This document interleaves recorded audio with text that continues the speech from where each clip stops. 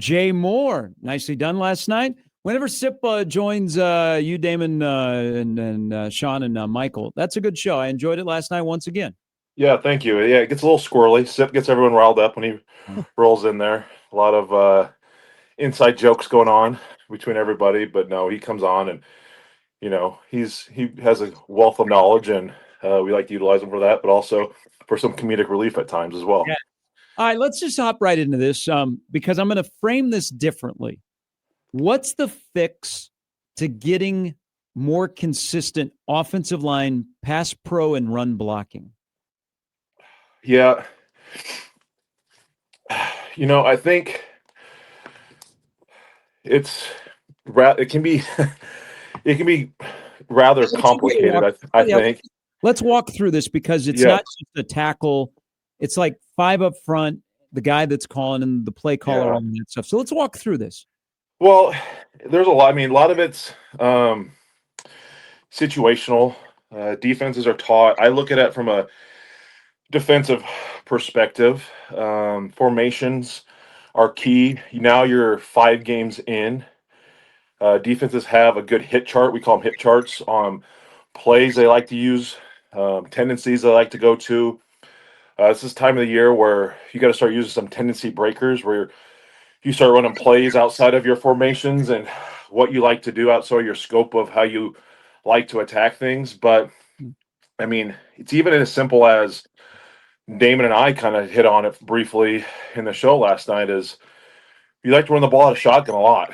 Rarely are we underneath center every now and then, but putting that back in the pistol where the back is right behind the running back, that is more complicated for the defense to try to figure out because when a running back is offset, you start giving tells to how you like to do things, especially when you use the tight end in motion.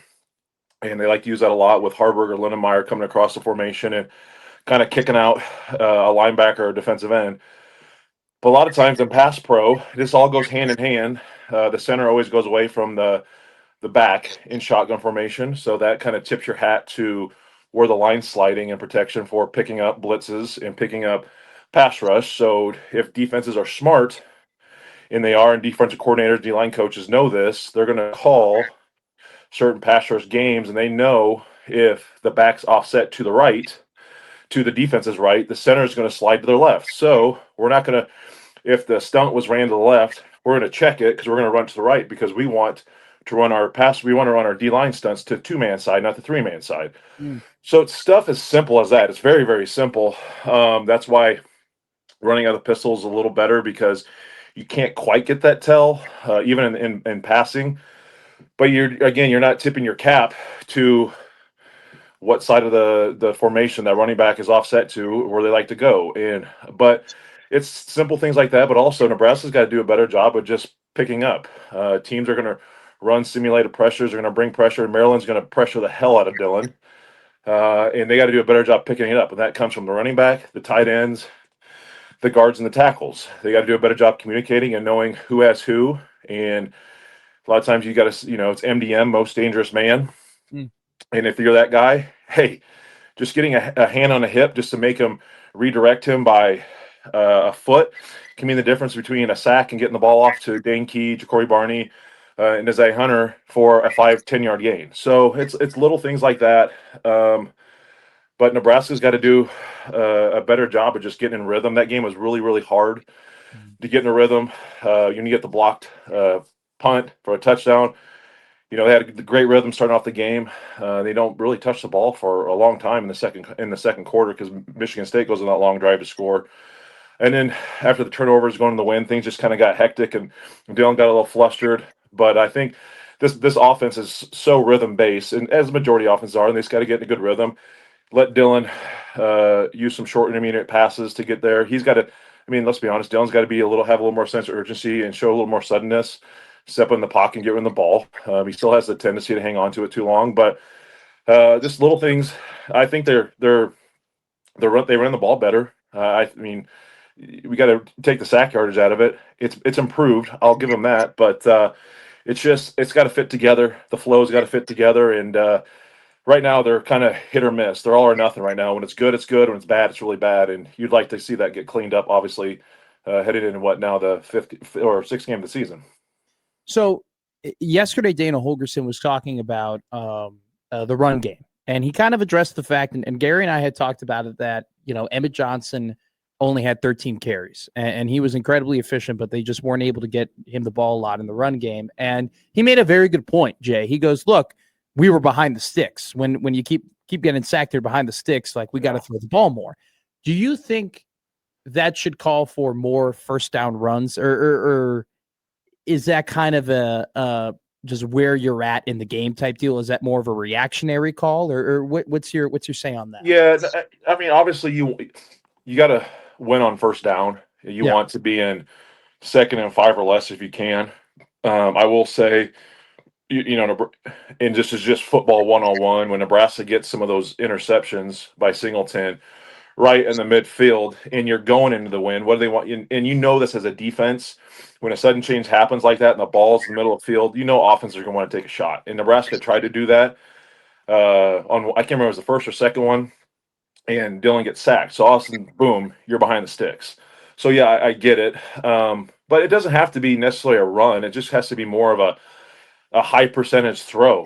Sure. Maybe getting Dylan out of the pocket. I love the play action boot with getting Emmett Johnson out of the backfield. I mean, that's, you can almost call that a different form of a toss play. But using Lindemeyer, Harg, and just simple bootleg, just getting it to him, and it's a 4 or 5 yard gain. 2nd and 5, 2nd and 4 as a defense, they could do anything. Because even if you run the ball on 2nd and 4 and 5, you get 3, you're still ahead of the sticks, and you're in a great situation. So, yeah, it's all situational, very, very situational. But you got to take everything with a little bit of a grain of salt. But I would like to see Nebraska have a little more success, as every OC would want to be. It's like, we got to win on first down, and as a defense, you got to win on. You're telling yourself you got to win on first down. You got to get them in second and predictable, third and predictable to what they're going to do, and that's third and long. So that's a cat and mouse game. But yeah, I think winning on first down, Nebraska's got to do a little bit better job of that, because when they get successful, I mean, they're able to march the ball down the field to everybody. Now, when they get in the red zone, it's a different story. But even against the teams they played this year, and they're winning on first down, man, it's they're off and running. Hey, we're seeing a lot of young guys play, and I mean freshmen, redshirt freshmen, sophomores on the defense. So we're kind of we're in the middle of 2025, but we're seeing what the 2026 defense can look like.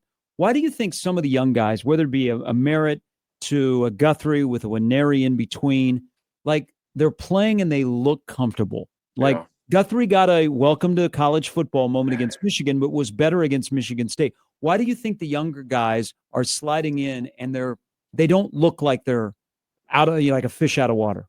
Yeah, I think there's multiple things. I think first and foremost, you brought that question up. Majority of them are coming in a semester early. I think that helps. So they're getting a spring ball. They're getting 15 extra practices. They're getting acclimated to the college campus, to the workload, to the life. When you come into there in the summer, as the majority of kids used to do, you weren't taking summer school. You're just kind of working out, and all of a sudden, boom, the season hits, and you're like, holy smokes, this is a whole new world. And you got classes, and just the extra effort you have to put forward to football is different. They get acclimated to that, so they're used to that once the fall semester hits. But I think good coaching staffs in Coach Rule, Coach Butler, I think they know how to handle the players and put them in good situations. I think everyone is after the Michigan game, they had to kind of go back to the drawing board and say, hey, maybe we weren't doing the necessary things. Maybe we were getting a little too complicated and putting our guys in lose-lose situations. And we want to be able to put these guys in a situation where they know they can fit in the run game better. They know where their help is. They know where they fit in the pass game in certain route tree combinations and coverages, and they can communicate it well. But I think at this level, college coaches can get a little over their skis too much and get too excited and get a little too confident in their players and put them in, I always call them conflict, where sometimes you don't need to do that. Good coaches can kind of say, hey, you can kind of check your ego at the door and say, hey, I want to do this because I know what I'm doing, but does it help my players if they can't execute on the field? So I think that's kind of what you saw a little bit in the Michigan State game was they had a bye week to kind of readdress things. I mean, Warriors had his best game. Guthrie played much better. I just think they simplified it a little bit more. When you simplify things and get guys kind of, one gap responsibilities going from B to A as a D lineman or C to B, and you're not worrying about crisscrossing and just all these different things. You play the run game more inside out. I think they did more of that against Michigan State. It just helps simplify things, and everyone can fit off of that. And when you have the best tackler in the universe, and that's the sideline to your help, that makes everyone play a little better, a little faster as well. There was one sack. I think it might have been the first one of that terrible drive where you had the lineman, and forgive me, but I think he was either lined up in a 4 or 5 technique on the outside of Pritchett, right? Mm-hmm. And he goes ahead, and Pritchett's expecting him to come and engage him, and he ends up hitting the guard, right? And Pritchett leaves. He goes toward the inside. He follows the guy that went toward the guard, and then a free rusher comes on the outside, hits Dylan, right? Yep. Michigan State was doing some things up front too. They were kind of stunning as well, and it just looked to me, Jay, that there were multiple stunts throughout the game that Michigan State was throwing at Nebraska that they were just confused, that they didn't know where guys were going to end up, and just improper communication ended up to Dylan either getting sacked or being pressured. Is like, what does that boil down to? Is that a coaching thing? Is that a player thing? Is that a preparation thing? Like, how, from a player's perspective, how do you fix that? Well, it's everything. I think it's execution, playing, and coaching thing. Yeah.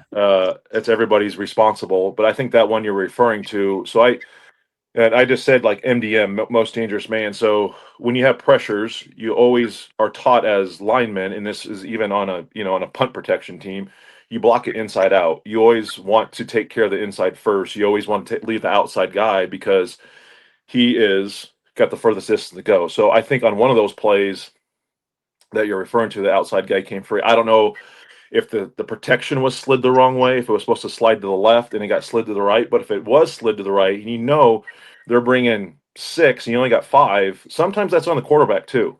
You got to understand that situation and be like, hey, I'm seeing this guy. Where's my hot route out? Where is Emmett? Where's Lindemeyer? Where's Harburg? Where's someone that's in a hook to curl zone in the situation that I need to get the ball out because I know they're bringing more than we have to block.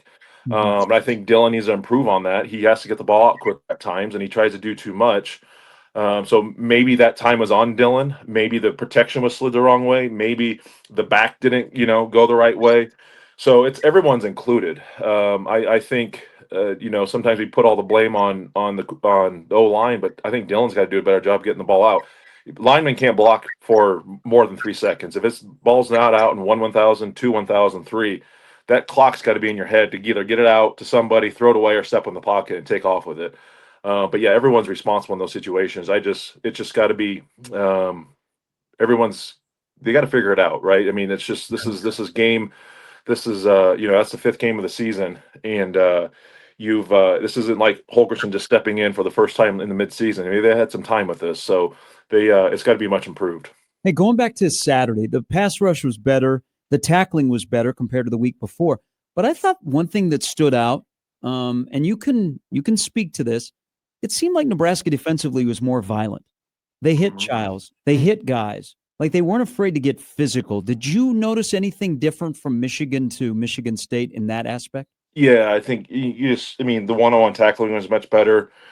Guys kind of arrived with better intentions, bad intentions, like I like to say. And I think that helped with the bye week. They got after it, a lot of good action during the bye week, so that's going to help.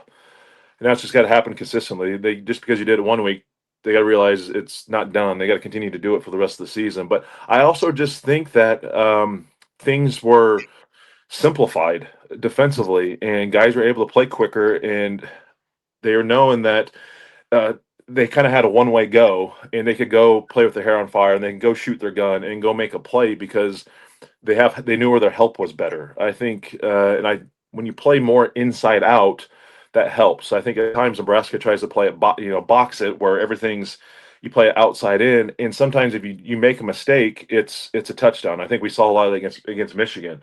But when you play more inside out and force balls outside, again, like I said, your sidelines to your help. Mhm. And he's never missed a tackle. So you can force him. You can take that shot at the inside, make that guy bounce. And our corners do a fantastic job of tackling on the edge. They did a really, really good job in this game. And yeah, it was just better. But I think when they simplified it, played more inside out, you can play a little faster, you can play quicker, and you're just less liable. You just know you can shoot your gun, and you're not too worried about making a mistake because you know where your help's coming from. And obviously against Michigan and other times, maybe even Cincinnati, that wasn't quite the issue because guys were kind of more spread out and just were unsure, and almost seemed like they were more afraid to make a mistake. But I just didn't see that this game at all, and they were fun to watch. And whatever they tweaked and changed in the bye week, I think that needs to stay that way and keep going through the season. Something I noticed, Jay, was it wasn't like Nebraska had 10 sacks on the day, but it definitely seemed like they were getting to Childs way more than they were getting to Underwood. And not even just from a competition base. I just think the D-line just looked and played better. And especially when Neri looked and played better. It was interesting. Matt Rule, like in the offseason, would say, hey, they're a young D-line. They're going to get better as the year goes on, right? Because these are a lot of guys who haven't started before. In your playing career, maybe it be with yourself or with the guys that, you played with, is that true? Like, how did you see guys in their first year starting on the defensive line progress and learn lessons?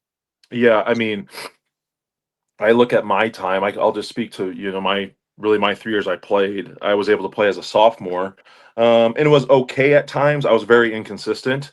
That's because my practice habits were terrible. I have no problem admitting that.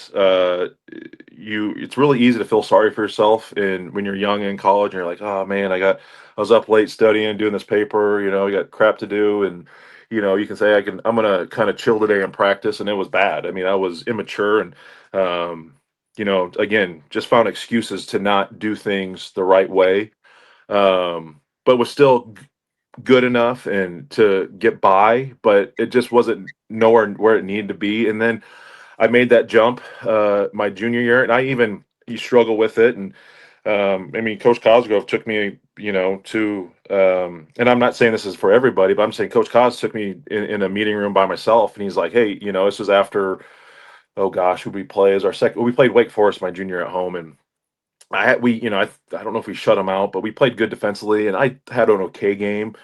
But he's like, you gotta play better, and we need more out of you. And it starts in practice. And then I just made a commitment to myself to not take any reps off anymore in practice and attack it. And my play went through the roof. And I think that's where the maturity hit for me. And I think that's where some of these guys are improving because they're attacking it the right way during the week. It's just not like, hey, I'm gonna turn it on this game. It's no, you got to do it right Monday through Friday. If you can't do it right Monday through Friday, it's not gonna happen on Saturday. So I'm confident these guys are maturing and they're seeing.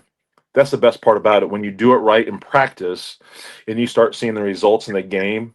I mean, making plays in the game is the most infectious. It's the biggest high drug you can have, and you want to make more of those. So you're going to figure out how I can get better in practice. Yeah. So you see that result, 1 + 1 = 2 in this situation. So it's like, okay, I want to do more in practice. I'm going to go harder in practice. I'm going to do these little things even better because I want to make more plays. There's nothing better than making plays in the game. So I think you're just seeing guys prepare the right way Monday through Friday, and it's getting better results on Saturday. Hey, great stuff. We enjoyed the conversation. Always. Thanks for the insight. And again, great show last night. I always love 7 o'clock on Tuesday nights and our conversations on Wednesday morning. Thanks, Jay. Yep.